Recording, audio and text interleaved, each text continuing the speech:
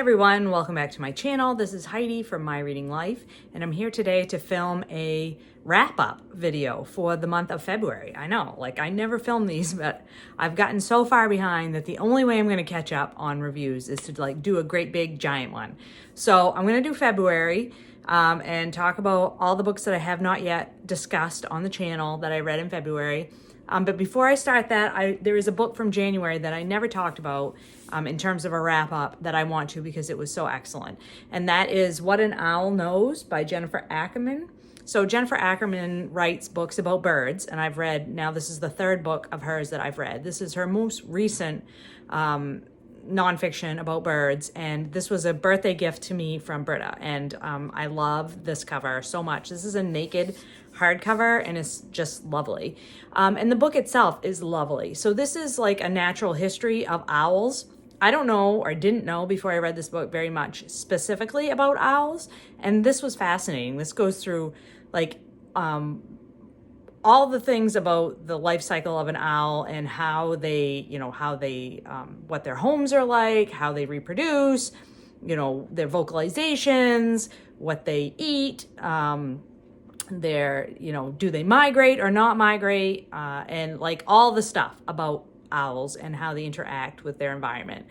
Fascinating stuff. Jennifer Ackerman is not an owl scientist herself. She just is fascinated by owls and went around and talked to primary researchers, people who've spent their lives studying owls, and went out with them in the field and talked to them about their research. And then she just is able to tell the stories of these people and what they're studying so well. It's so accessible. It's so interesting. It's funny. She's just a fabulous science writer. The other thing she talks about in here is how owls are seen in human mythology, storytelling, histories. So owls have been sort of talismans for all different kinds of cultural groups throughout history, throughout time. And she talks about that, how owls are used in artwork, the place that owls take up in spirituality for different cultures and religions. Fascinating stuff. So I just thoroughly enjoyed this book. Also, there's black and white photographs within the text, and then in the middle of the book are these fantastic full color photographs of owls. They're just awesome. And yeah, just really glad that Britta gifted this book to me, and that then I gifted her a copy for Christmas. And so then we buddy read it together in January, and it was fabulous. And so I highly recommend What an Owl Knows by Jennifer Ackerman. So that was the one book left over from January that I didn't want to lose in my reviews. So now let's talk about the things that I have not yet reviewed on the channel from February. I read a total of 13 books in the month. 3 of those books were BookTube prize books, so I won't talk about those. 2 more of those books were Book Naturalist Book Club picks, which I've already reviewed, and the video is up on the channel. So if you're interested in those, you can go ahead and check that out. So this is going to be everything else that I haven't talked about. The very first thing that I finished in the month was Apparitions by Pottle. Now this is literary horror, is how it's classified, and I buddy read this with Sean, the Book Maniac. I read an ebook copy of the book. It's quite short. I think it was only 250 pages or somewhere thereabouts. And it was not entirely successful for me, unfortunately. So it's written in a very unique style, and it's about, the story is told from the perspective of an unnamed narrator. And the unnamed narrator is the person to whom all these horrible things are happening. So the unnamed narrator is deaf and was kept locked in a basement by his father for much of his childhood. And the story has, the boy has escaped, and he is currently telling his story to someone. And so you're getting this story told in flashbacks, and he tells you right up front that because of the abuse that he suffered in his life, he's not able to think about the things that have happened to him in a linear fashion. And so the story, you know right from the beginning that the story is not going to be told in a linear fashion. So there's flashbacks and there's jump aheads. And so the story is you're constantly having to place yourself in the story. And sometimes he repeats himself and goes back to an event and tells it from a slightly different angle. So once you get used to that sort of storytelling style, that part was not the problem for me. It's very horrific. As the story unfolds and the layers are laid out for you, the horrific nature of the abuse that this boy suffered, it becomes, very clear. It's very much on the page. There's a lot of, very awful, violent things that are done. And so if that is not your jam, I would stay far away from this book. But yeah, it's definitely harrowing in that respect, although it is written very well in terms of like, this isn't just like, Pulp Fiction type stuff. This is very literarily done. My problem with the book was that it lacked internal consistency in the characterization. There's two, there's the unnamed narrator and then there's another main focal character in the story. And I felt that the way that the story was told lacked internal consistency for the way that these characters were being developed. And that kept throwing me out of the story because I kept being like, well, why? They acted this way here, and I don't understand why they're acting this way here. So that just kept throwing me out of the story, and that was why this book did not entirely work for me. And of course, literary horror is also not really my genre, so that's another reason why it probably didn't work for me. But if you're interested, the author of the book, Adam Pottle, is deaf himself. So if you're interested in literary horror from Own Voice's perspective, I can recommend this book for you if you're willing to hang with the violence and the abuse in this story, because it was pretty awful. So that was the first thing. The second thing that I read was an audiobook, and that was Knockout by Sarah MacLean. This is the third book in the Hell's Bells series. It's a romance novel. I buddy read this with my romance buddies, Katie and Doris. And we've read Sarah MacLean's books in the past. This one, I think, is my very, very favorite so far of Sarah MacLean's work. It features a lady who is really into chemistry and is fascinated by explosives and can not only create her own explosives, but if there has been an explosion, she knows enough about it that she can act as like a fire marshal would act. She can investigate the scene of the crime and figure out what's happened. And so there's been some explosions happening around London that seem to be targeting women-owned businesses or organizations that support women. And so the Hell's Bells are on the case because that's what they do. They are out there to make life better for women. And so our main character is investigating these explosions, and she runs afoul of our police detective, Tommy, who is also trying to investigate these explosions in the newly formed London Police Department. And of course, sparks fly between the two of them. They have wonderful banter, tons of chemistry on the page. There's excellent friend group in the Hell's Bells. The other women that form our main, Imogen. Form Imogen's friend group. They're fantastic. The banter, again, so excellent. The story is really well told. It feels very, there's certain scenes in the book that gave me a lot of anxiety, which is not what I would expect to happen in a romance novel. That felt very... The danger that our main couple was in felt realistically scary at times, or not scary so much as realistically made me anxious for what was going to happen to them. So I thought it was just a lovely story, really well told, excellent banter, very much fun, would recommend. We are going to go back, because we haven't read the first two books in the series. We're going to go back and pick up books 1 and 2 because we enjoyed book 3 so much. The next 2 books I finished, I've already talked about in my mid-month book bash vlog, so I won't repeat myself. I'll just list them here. The first was a nonfiction book, The Fish That Ate the Whale by Rich Cohen, which was about the banana king of the United States, and about the banana industry in the early part of the 20th century and how that impacted both governments in Central America and business in fruit importation and sales in the United States. Was not well written, I don't think, and gets points deducted for that, but the information that was in that book was quite quite interesting, so gets points added for that. And then The World Turned Upside Down by Jisheng, which was the nonfiction about the Chinese Cultural Revolution, which I talked about quite a bit in my blog.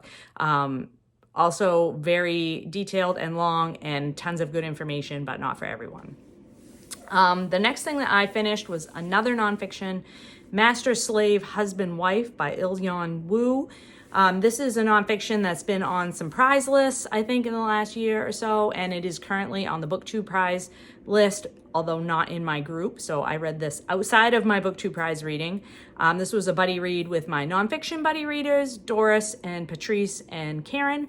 And this was fantastic. This was a 5-star read for sure. If you like narrative nonfiction, specifically historical narrative nonfiction, I would definitely recommend this. This is the story of a couple, an enslaved couple in the few years running up to the Civil War time period in the United States, who escape their enslavement by running away. The woman, the wife in this couple, dresses as she can pass as white, and so she dresses as a young white Southern gentleman, and her husband acts as his slave. And they fool everyone and are able to escape to the north, and then the story of their lives after they escape the south unfolds. What happens to them? They are not safe once they reach the north, and they end up leaving the country for a while. And it's just the story of not only of their story, which was fascinating,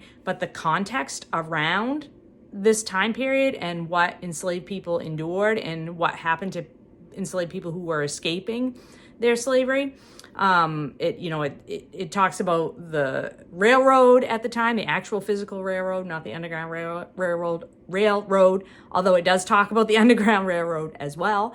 And all that historical context is told in a very engaging way. It's not info dumpy at all. It's just an excellent story.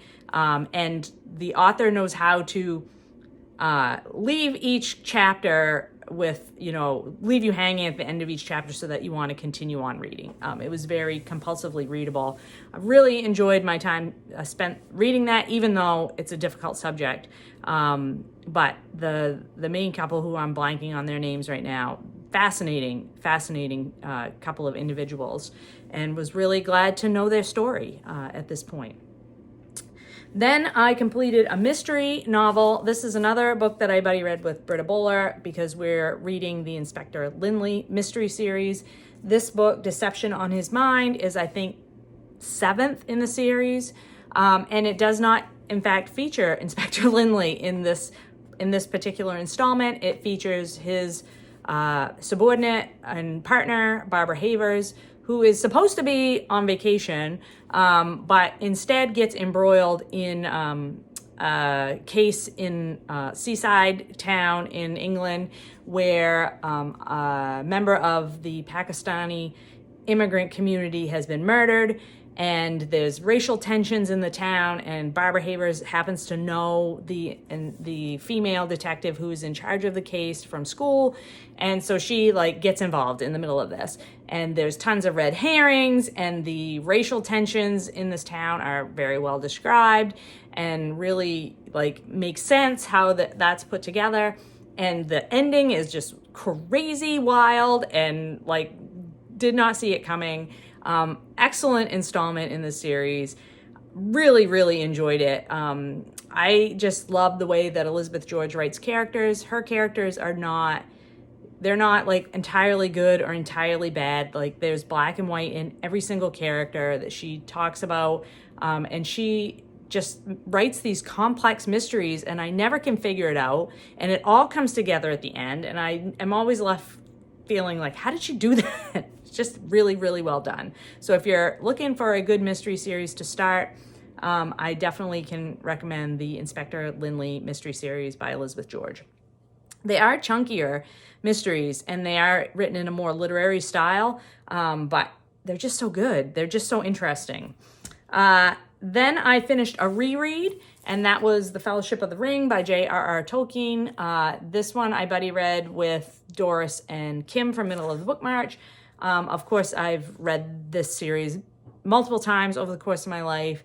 But it's always really lovely to revisit them and to remind myself of just why I love these stories. I love them so much. I don't even feel like I need to describe the books to you. If you like fantasy, I mean, this is where it starts, right? This is the foundation of most epic fantasy in the genre today, and nobody does it better than J.R.R. Tolkien, except for the one quibble, which everybody talks about at this point in society, in our culture. Very few women. Very, very few women in the story.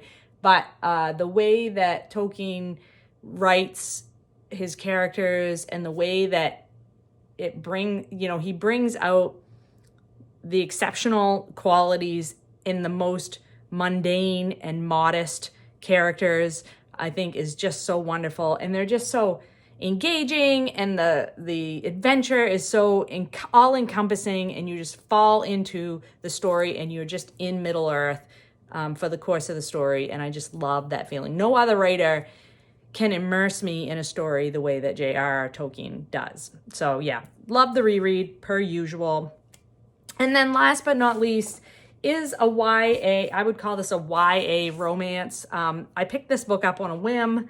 I'd had a very, very busy week, happened to be in a bookstore, saw this.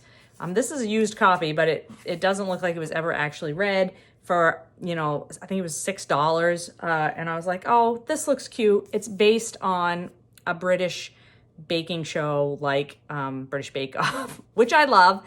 And it follows our two main characters. Paris is this ginger-haired young man who is on the show. Both of these characters are on this baking show in Great Britain.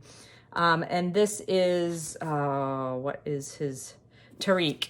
Tariq is the other contestant. They meet on this baking show and, sparks fly, but they're both, I think, 20.